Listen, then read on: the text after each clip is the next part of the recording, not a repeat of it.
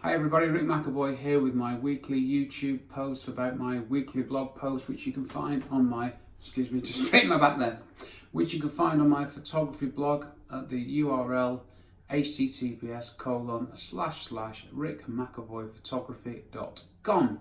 So, what am I writing and talking about this week on my photography blog? How to choose a camera. 31 practical things for you to consider. I've had a Canon 6D for a number of years now, and absolutely nothing wrong with the Canon 6D. It's a fantastic camera that I've written about quite a few times. I've used it, I think I've taken about 30,000 photos with it, and touching wood, don't want to tempt fate, it's never ever let me down. It takes great images, I love using it, it has the features that I need.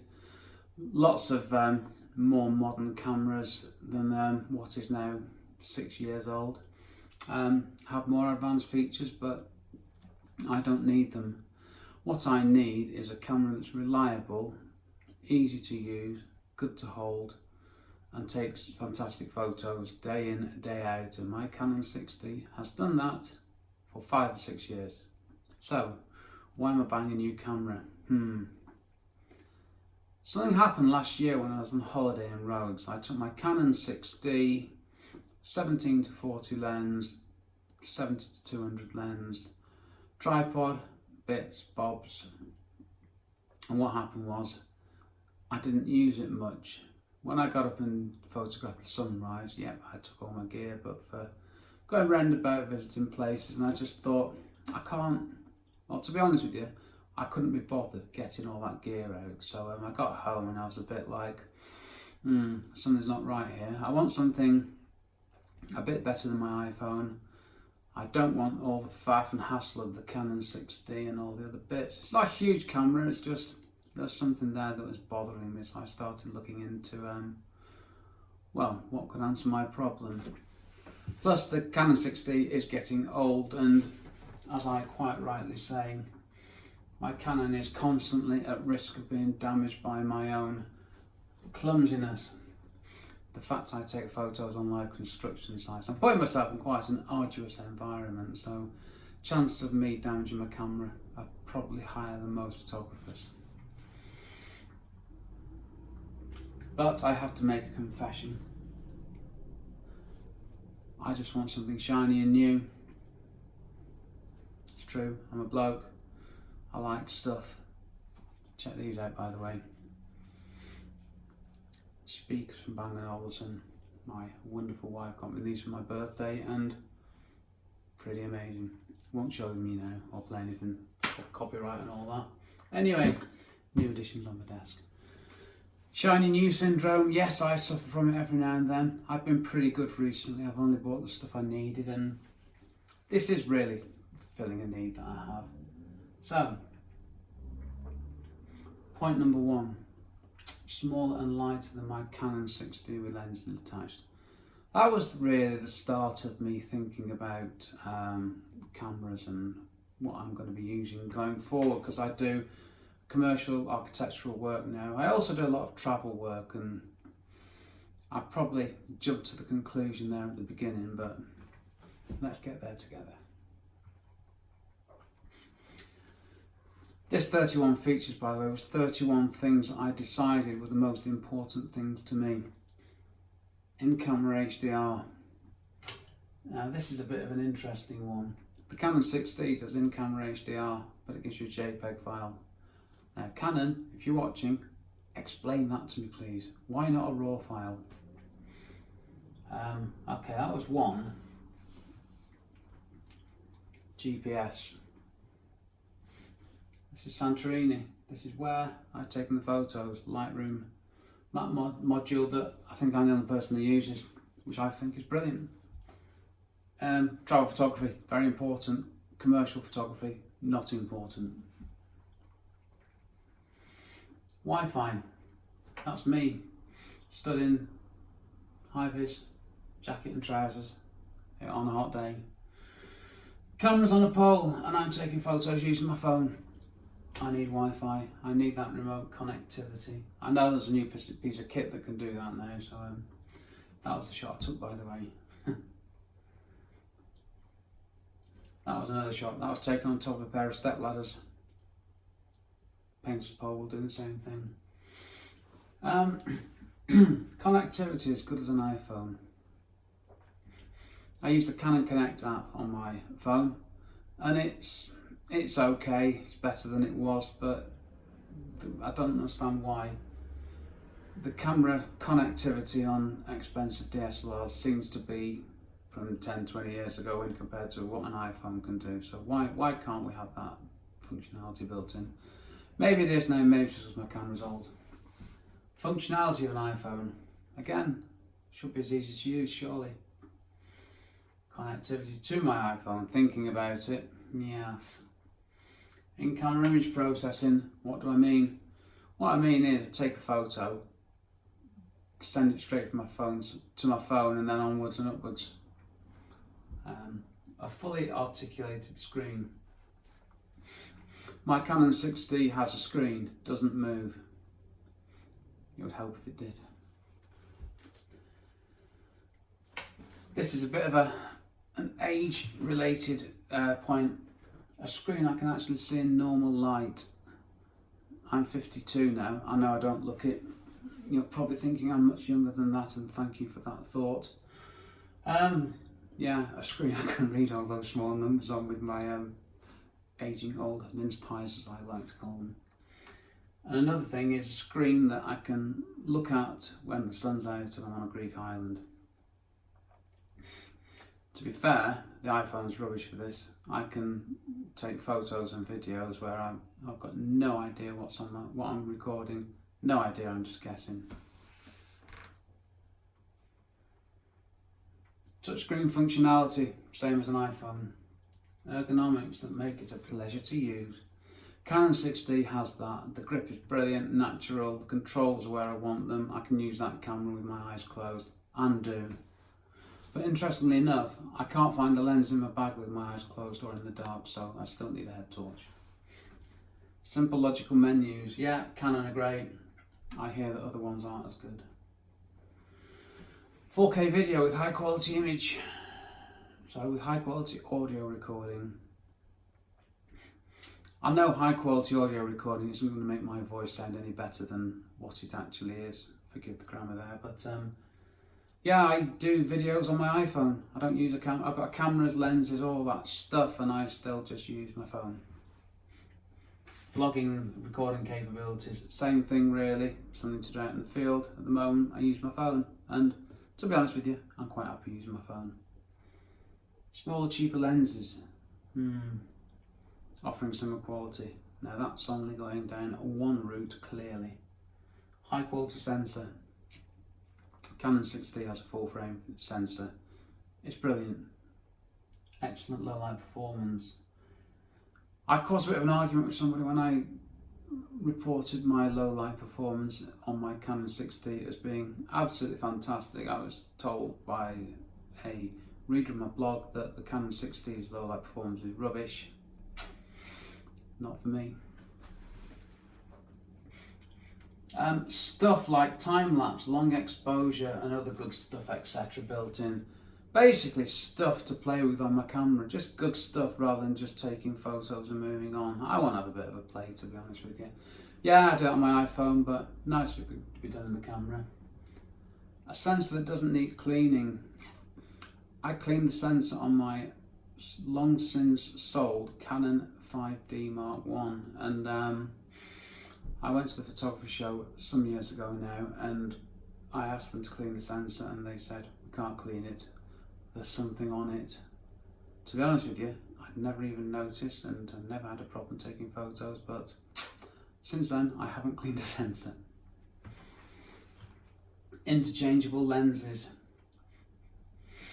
I use a 17-40 lens on my Canon 6D, and when I'm working I've started taping the lens down at the 17mm end because I'm always using that, so I probably use for 95% of my, certainly my interior work and probably most of my exterior architectural work. But I still want, sorry, that's interchangeable lenses, isn't it? Not zoom lenses. Anyway, we'll make these one and the same. But I still want to be able to change lenses, and I still want to have zoom lenses, which wasn't the point, but we'll just move on from that.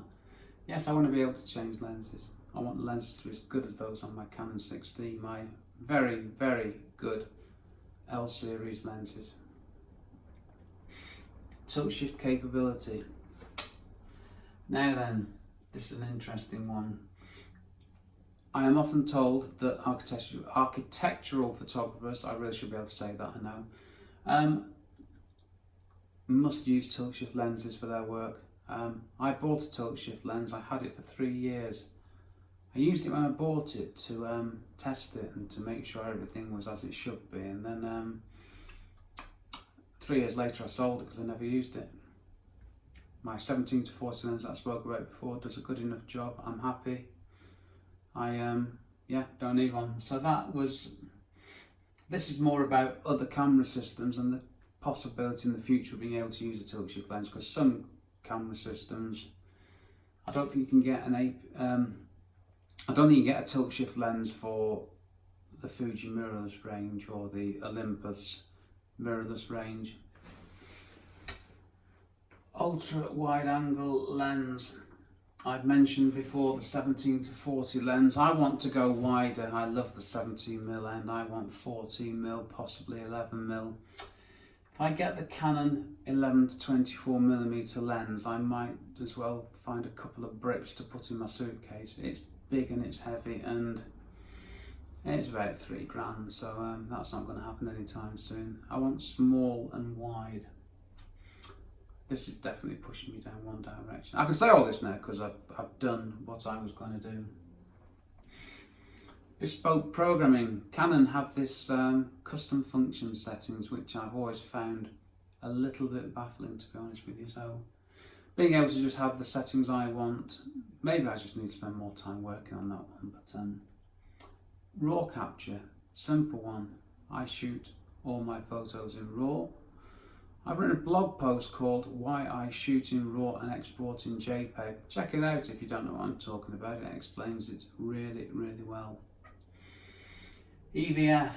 EVF is an electronic viewfinder. When you go to the airport, what do? Do you go and look at aftershave you don't want and buy some spirits and other things and watches and stuff that you weren't going to buy, because you're in an airport you feel compelled to buy something? Well, if you want to get around that, do what I do. I go to the camera shops and I check out EVFs, and I'm constantly amazed and marvelled by them. Sad I know when I'm going on holidays, but hey, that's me. Nearly there. 27. Computational photography. My Canon 6D, as far as I'm concerned, takes photos. It's very good at that. I think there's a lot of things out there that technology does in cameras now which I don't have. I don't need it for my architectural photography work.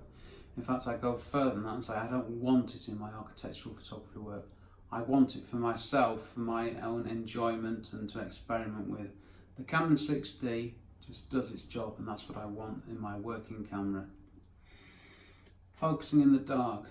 Like I said, my Canon 6D, pretty good. That's it really. Weather sealing. Yeah, I photograph live construction sites. I photograph sunrise with my camera plonked on some rocks right in front of the water. So yeah, I put my cameras through quite a bit.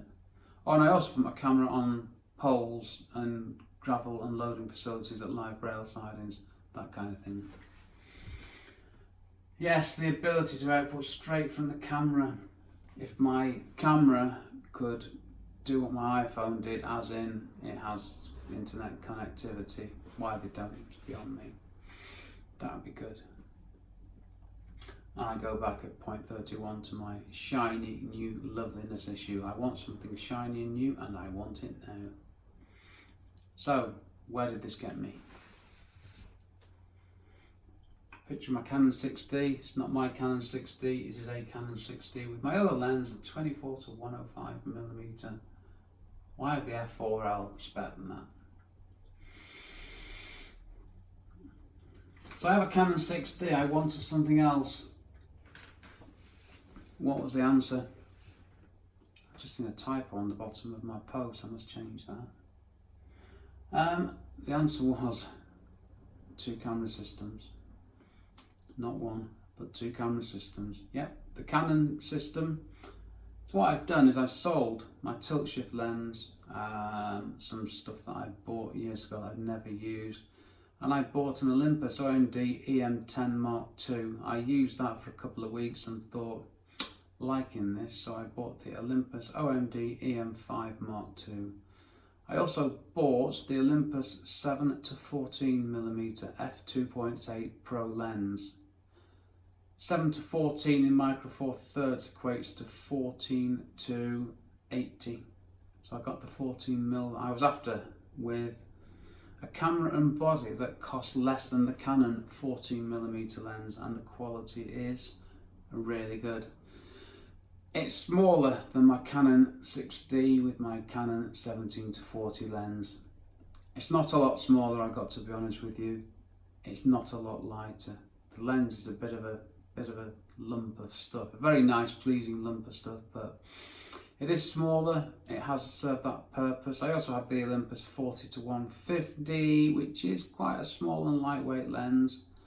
If I use the EM10 with the 14 to 42 pancake lens, I can literally put that in my pocket. So what I've ended up with is, that's in my car and it sits down in my glove box, the Olympus EM10, OM10. I can't get OM10 out of my head because that's what Olympus classic camera was.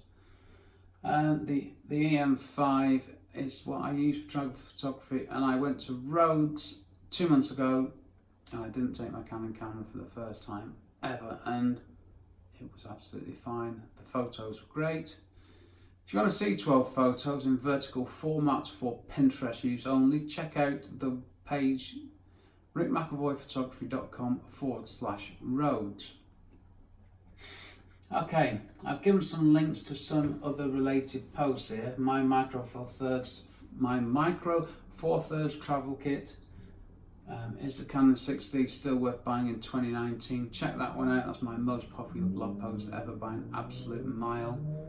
Professional photographers who use micro four thirds. Really? Really? So that is that. Thank you for watching this post. Please subscribe to my YouTube channel. Please subscribe to my blog. Please subscribe to my blog as well, rickmcavoyphotography.com/blog. Please come back next week where I'm going to talk about my Olympus OMD EM5 Mark II. Why don't they just call it the Olympus Bob or something? Just give them names. I'm going to talk about that now because it seems a logical thing to do, having spoken about things relevant to buying a new camera, which I considered and then bought a new camera. I might as well talk about the new camera now to keep some flow going. So until then, thank you, and I will see you next week. Bye for now.